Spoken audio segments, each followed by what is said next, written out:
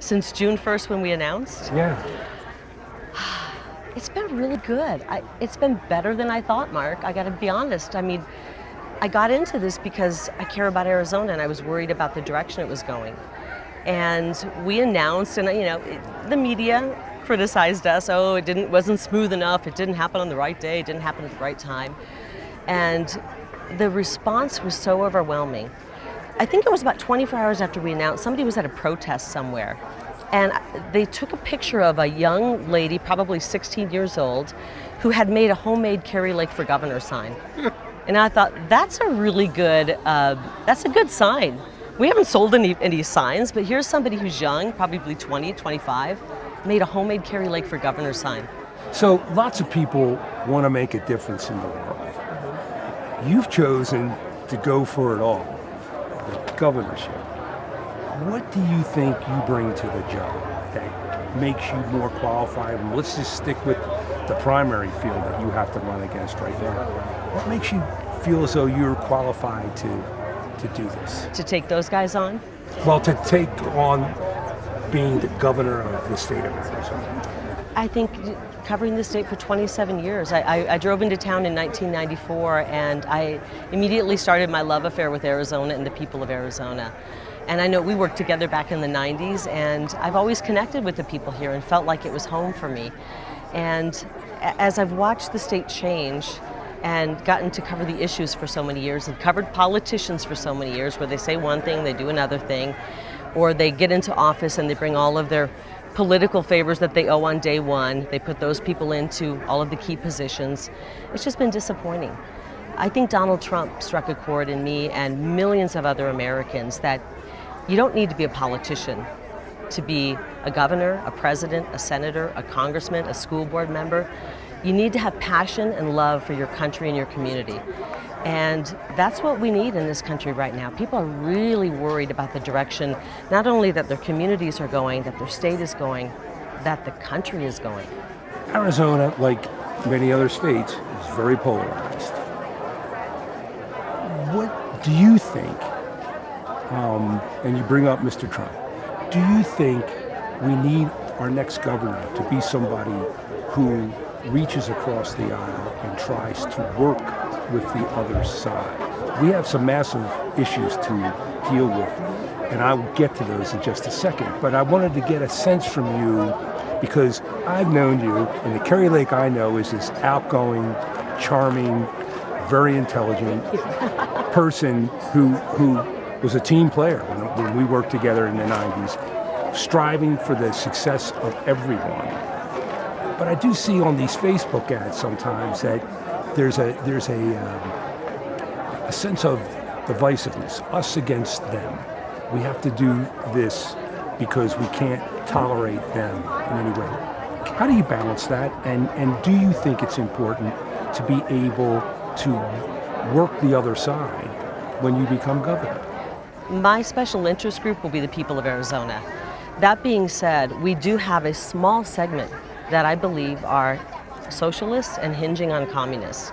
I don't believe that the Democrat Party originally was that way, but there's a small segment that has really pushed it to the point where even lifelong Democrats are looking at the party going, this is not the party I've been a part of my whole life. And I'm really worried about where that part of the party is dragging us. When I say don't California our Arizona, you look at California, which used to be heaven and now it's turned into hell, frankly. I don't know if I can say that on television. It's a hellscape over there. And that is decades of Democrat rule under Gavin Newsom and others. And I'm not prepared, and I don't think people of Arizona are prepared to see that kind of policy and leadership drive Arizona into the ground. It's not going to happen. The majority of people in this state, I believe, are conservative or somewhere in the middle. And even if they are Democrat, they don't like the direction this state's going and this country's going. They're really concerned about it. You talk about... Let me just finish. Okay, sure, I'm sorry. Defunding the police. We're seeing this right now. We're seeing this push for defunding the police. It's unacceptable. There's nobody in any neighborhood, whether it be the wealthiest neighborhood in Paradise Valley or the poorest neighborhood in you name which part of town, that wants the police defunded. They want their children protected just as much as the rich people in Paradise Valley want. And the Democrat policies are destroying this. And I say Democrat, but I really mean socialist, because this is what we're looking at with somebody like Katie Hobbs, who was in charge of this 2020 election, which was a debacle. And I know that the media is not covering it. I know that they're calling it a bunch of people with tinfoil hats on. And that's not what it is. I've been down there. We'll get, if we have time, we'll talk about that. But I just want you to know, I'm out there every day. I've covered northern Arizona this week. I've been talking to rallies. I'm drawing some crowds. People are concerned where this state's going. And the Democrat Party, which has been taken over by the socialists, communists, Marxists, you name it, are not representing the people of Arizona. What do you think the people who were at the January 6th rally in Washington, and it included a former state representative and a current state representative, is that representative of Arizona too? Let me ask you, what is your thoughts about that day? January 6th, I want more information. There's 14,000 hours of videotape that the federal government has that would clear up a lot of questions. A lot of people who love President Trump were busy listening to President Trump when all this was going on. I've seen video, it hasn't been covered in the mainstream media, of Capitol Police, and Nancy Pelosi's in charge of them, welcoming people in. Come on in. There's a lot of stuff that didn't smell right on January 6th. I'm a reporter at heart. I mean, I used to sit where you're sitting. Back when I was doing it, you looked at both sides. You didn't just go, what's everybody saying? What are the Democrat talking points? What's Nancy Pelosi want us to say? I am willing to wait and see what happened, but I want to find out the truth about January 6th, and I don't think we're getting it. But what could solve it right now is if Nancy Pelosi would release 14,000 hours of videotape. We could see everything that happened, and we could all solve it, and it would be done, and we could just finish it up. Let's talk Arizona for the rest of this and not really deal with the national scene. You win. Your first day in office. You're going to be facing some serious issues. Housing is going to be one of them. We're in a housing crisis now. You talk about don't California, Arizona. Well, we're already there. You know, what do you do? We have the potential in the coming months to have 80,000 people in the valley homeless. That's a lot. What do you do, Kari? Well, part of the problem with our our housing, part of the problem with our housing situation is that we have put growth ahead of smart growth at any cost. Open up a new plant, open up a new business, give them tax breaks that you don't offer Arizona businesses. They can bring in 500 people from California and they all need homes. Rather than opening up a business, if you're going to give tax breaks to a business, how about you say you got to hire Arizonans who are already living here? You ask anybody in this room, you ask anybody in Phoenix, and I would venture to guess 8 out of 10, 9 out of 10 would say, we don't need to keep growing.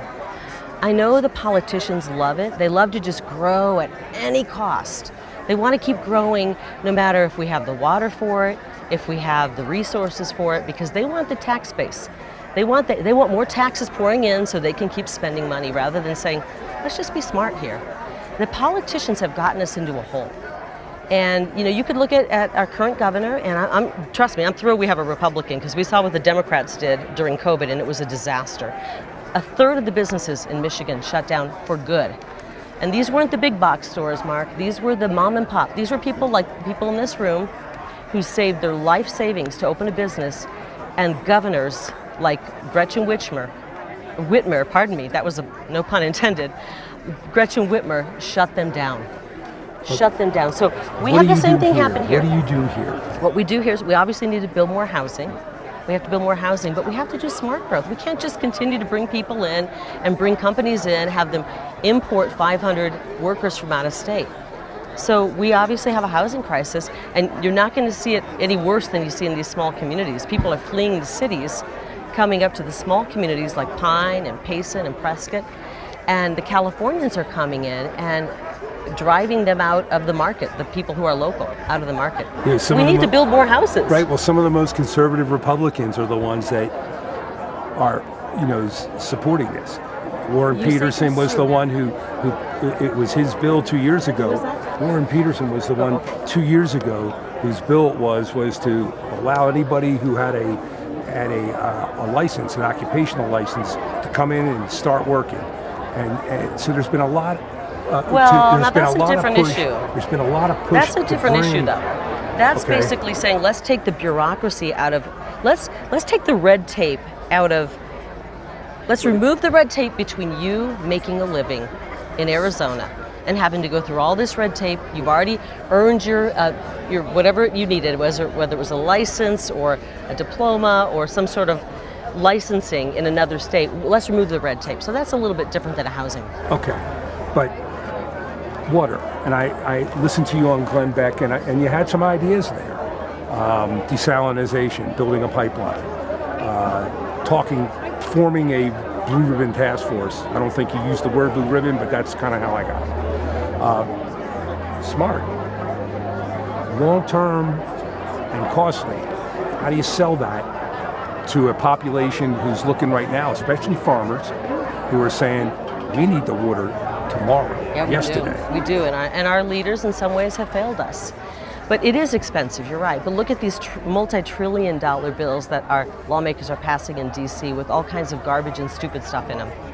And when you start to dig through it, you want to pull your hair out. It's so ridiculous what they're putting in these bills. We're looking $2 to $4 billion, perhaps. I mean, I'm just throwing that number out as a few people I've spoken to guesstimated a desalination project would cost in Mexico. It'd be great to work with California, but their regulations are so over the top, ridiculous, it would be almost impossible. And we could pipe water in. This is just one idea, and I'm not saying I have every answer, Mark, but Nor am I expecting you to have but I'm every open answer. to hearing from people. They don't have to be just conservatives. I want to hear from Arizonans. Who would be on that blue ribbon panel? Okay, this is the last question, because we have to get to our program here. Let me ask you this. I know your positions on the vaccine. No masks, no mandatory vaccines, no vaccine passports. You're governor. We see the numbers going up.